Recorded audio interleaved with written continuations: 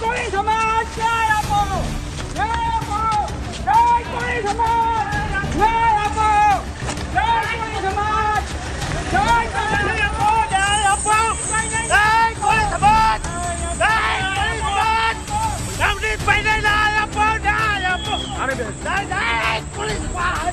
આત્મવિલોપન કરવો એ કોઈ ન્યાયનો માર્ગ નથી। હું સમાજના દરેક મિત્રોને અપીલ કરું છું કે આપણે ન્યાય માટે કાયદા કાનૂન રીતે લડશું, સમાજને એક કરીને સાથે રાખીને।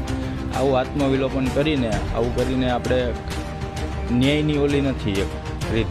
મારા સરકારશ્રીને એક વિનંતી છે કે સીટને પણ કે મારા સમાજને થોડો કામ દિલાસો આવે એવી તો કાંઈ થોડીક એ લોકો તપાસ કરી છે એવી આશા જાગે, એવું કંઈ કરે તો થોડીક સમાજને આશા તો જાગે કે ભાઈ તો સમાજ થોડોક શાંત રહે। નહીંતર તો આજે કાંઈ તપાસ કરી છે, તપાસ ક્યાં સુધી પહોંચી છે, બરાબર, કોણ કોણ આરોપી, મૂળ આરોપી સુધી જે કોઈ પહોંચ્યા નથી તો માણસોને તો રોજ તો રહેવાનો જ છે।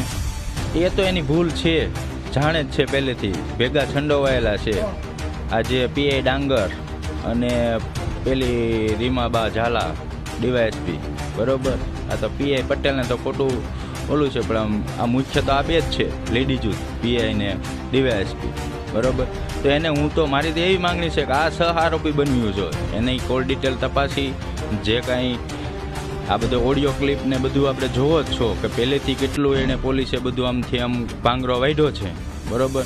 તેમાં હું મારી તો એવી માંગણી છે કે આ બે પણ ભેગા છ આરોપી બનવા જો, આરોપીને એટલું ઓલું કર્યું છે તો મારી તો એવી માંગણી છે। આ ન્યાયની માંગમાં આપણા આગેવાનો ખરા અર્થે ન ઉતરે, એને ન્યાય મળવામાં ક્યાંક ને ક્યાંક અડચણરૂપ થાય એવા કામો માટે કોંગ્રેસ પાર્ટીના અમુક જે નેતાઓ છે એ લોકો પોતાના રાજકીય રેટલા અત્યારે શેકવા માટે બેકગ્રાઉન્ડમાં રહીએ અને સમાજના અમુક આપણા આગેવાનોને હાથા બનાવી અને આગળ કરી રહ્યા છે। હું આ ન્યાય માટે જે ભાઈએ આત્મવિલોપન કરવાનો પ્રયત્ન કર્યો છે, હું એ ઘટનાને વખોડું છું।